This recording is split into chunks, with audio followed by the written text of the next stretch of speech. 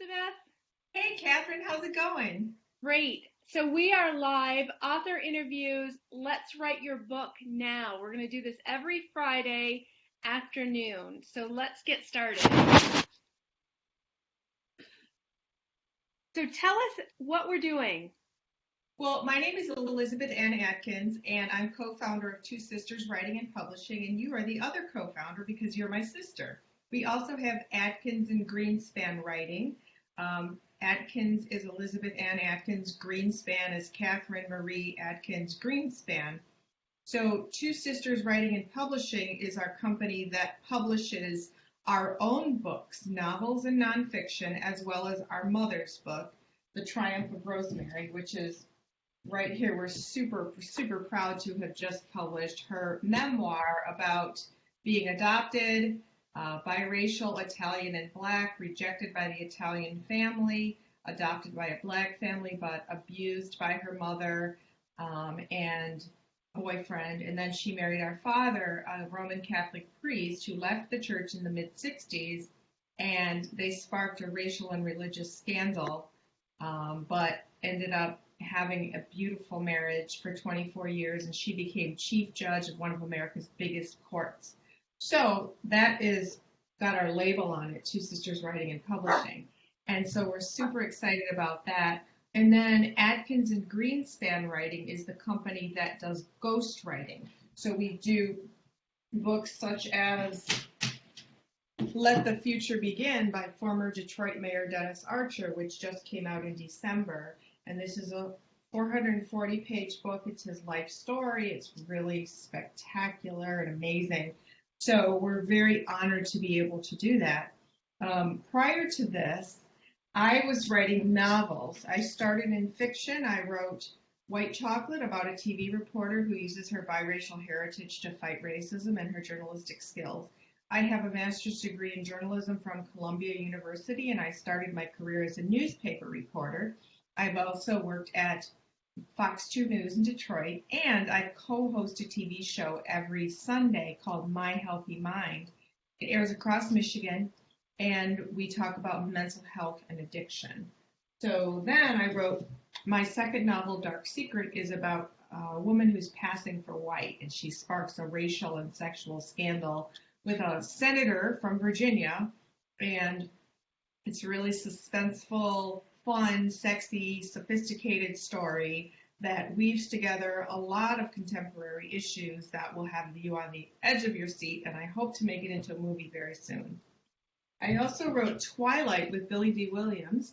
He is a movie star, of course. He was Lando Calrissian in Star Wars, but he was also very well known for the movies Lady Sings the Blues and others. So that's about a judge and a movie star having a wild love affair with lots of undertones of danger and race and family. It takes place in Los Angeles and Brazil. So that's the difference between the two. Now, our first release is Atkins and Greenspan. See the logo here?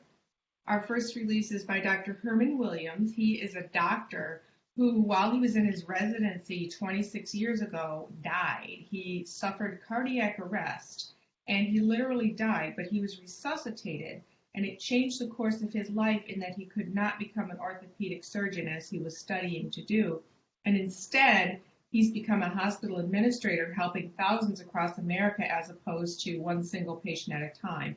Very, very inspiring story. And then we're very proud that this book, my name is Steve Delano Bullock, first African-American president of the American Red Cross.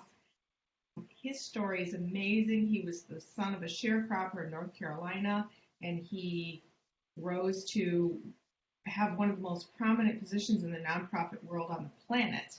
So he's a tremendous humanitarian, awesome person, and we're very honored to release this book in the very near future. Great. And also we have the Veronica Books, which I wrote. I have a master's in writing, and these are, the first one is Veronica, I Heard Your Mom is Black. And these are about a biracial 14-year-old and her experiences um, based on how the world views her as a biracial person and how she sort of comes of age regarding her identity. The second one in the series, Veronica Talks to Boys, this is about her trying to figure out which boys are more accepting of who she is and how she deals with that. The third one, Race Home Veronica, is about a summer that she spends with her best friend family on Cape Cod and the racism that she encounters there and how she responds and reacts to it. And these are just pure fiction, young adult, coming of age books. So I they're love more. it. And Thank you call you. it, it's a tremendous accomplishment because a lot of people watching right now probably have been dreaming about writing a book for years and years and years. And you Right. literally wrote that series as a graduate student project in San Francisco 26 years ago, and now Yes. you finally published. So Right. when I do my seminars on how to write a book and get published, which we're going to be doing very soon, some of which are free, um, a lot of people say, "Oh, I've been wanting to write a book or trying to write a book for 20 years." So the Mhm. first question to ask is, well, why haven't you? What's holding you back? And I guarantee somewhere in the mix, in the answer, is going to be fear. Because it's very scary when you write something from your heart and soul and then release it to the world. You're opening yourself up to criticism. People are going to see your inner secrets, your demons, your dreams. People could criticize, they could be mad, they could be jealous. It's not easy, but you have to me, the angst of not writing and releasing your writing to the world is a worse threat than any fear of holding it in. Right. So Because once you open it, what if someone has written their story but they're not sure what to do with it or if it's any good? What if they want a ghostwriter? What is a ghostwriter? that's a great question. So we are ghostwriters, and that essentially means someone that you hire to write the book for you because you either lack the time, talent, or desire to write the book yourself. A ghostwriter can just be completely invisible, as the name implies, writing as a ghost, with no name mentioned anywhere, but the writer is paid. Or the writer can be mentioned in many of the books that I've ghostwritten. I'm mentioned on the acknowledgments page, but not the cover. And then on the flip side, Dennis Archer's book has my name on the cover with him, which is a tremendous honor. So it varies. I just like to use my gift as a writer to provide a service to people who have amazing stories that can inspire others to live a better life. So it's not about ego and having your name splashed everywhere. It's about providing a service and using your gift for the greater good of everyone. So does that mean that you interview the author and then just write the story? Yes, we interview the author, and we also interview whoever they designate as relevant to telling their story. That could be their mother, that could be their boss, that could be their employees, that could be their neighbor, that could be someone from their past, their teacher. It could be anybody. Um, it's very important to interview other people. For the Archer book, for example, I interviewed dozens of people because it's really wonderful to have others tell stories about you as opposed to you just braggadociously talking about yourself constantly. So the term ghostwriter also has a supernatural aspect to it because like a intuitive medium who may communicate with spirits who are people who are dead for a living, and I know people like that. I know it's very real. Being a ghostwriter opens up your mind and your sort of your mental portals to a lot of information coming in. You can call it inspiration, hunches, whatever, but it's very supernatural because this information and guidance and like the people you're writing about, if they're deceased, they literally fill your head and come alive. It's really remarkable because one of the books that we're working on is about someone who died decades ago. And yet I feel their spirit alive in me because as writers, we have to channel their voice. And by voice, I mean how someone talks, how someone presents information through their lens of experience, and being able to serve as a channel that can authentically convey that person's voice is what our talent is. We are literary chameleons. We are the animal, the little lizard type animal that turns colors based on its environment. If it's on a green leaf, it's going to turn green. It's a natural camouflaging ability. But for us as chameleons, we're able to blend in with our subject and take on that voice to the point that people read it and say, wow, you sound just like me. And that's the goal. It's really key if you're thinking about hiring a ghostwriter, you really need someone who can capture your voice and your vision. It's not about them. I don't inject Elizabeth into the writing. I'm completely open as a channel to let their information, after I interview them, and put everything in their way of thinking and writing. So tell us about the show. What's in store for the weekly Two Sisters live Facebook every Friday in 2018 at 2:12 p.m. for 12 minutes? What are we in store for? So our intention in doing this is to both showcase the awesome books that we write for amazing authors, and secondly, to inspire others and help teach how to write your own book. So it's twofold, and in interviewing a different one of our authors every Friday, we give our viewers a peek into the experience of working with ghostwriters to tell your story. So, and also talk about the creative process because it's different for every project. For example, Dr. Herman Williams' book, he had actually written a really nice outline of his book.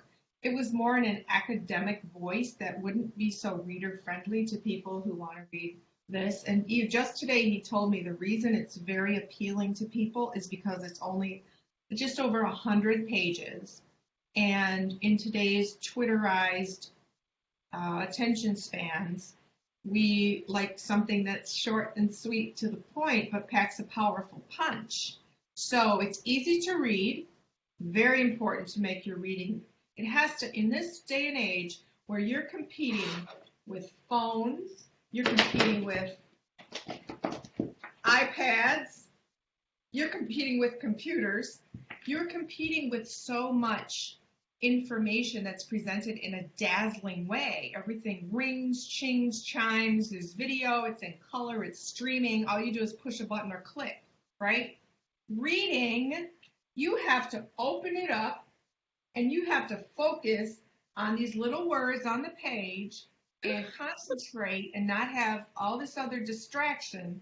So reading takes work. Therefore, as the writer, you have to literally grab your reader by the collar on page 1 and make them want to keep their nose in this book. So the only complaint you get about your book is that I stayed up so late reading your book because I couldn't put it down, even though I had to go to work the next day and get up early. So I like to hear that from people. Or that they were clearing the airplane after it landed, but I couldn't stop reading the book. Somebody told me that about Dark Secret. Because they were like, ma'am, we've landed at your destination. It's time to get off the plane. But she was so steadily into the book like this. Wait, I have to finish the chapter. That's my favorite book story. That's great. Thanks. What it requires is excellent writing. You can't just slap the information down on the page because the reader has to be engaged. And you can't just titillate with certain words or content. You have to make it flow for the whole book. And one thing that we sort of have developed is this genre called the how-to memoir, because this is a memoir. It tells his life story, but it also gives tools, how-to tools to live your best life or reconstruct your life after a catastrophic illness, which is what he experienced. Mm-hmm. And it's also a love story because his wife, Jeannie, was so amazing. And our mothers, too. She showcases how she overcame a lot of challenges to rise above, stay empowered, not be a victim, and just be a boss lady. Excellent. So next week we're going to talk with Herman Williams, Dr. Herman Williams, about his book Clear. Yes. Friday at 2:12 Eastern, Facebook Live with Two Sisters. Let's write your book now. Yeah, let's write your book now. New year, new you, new book.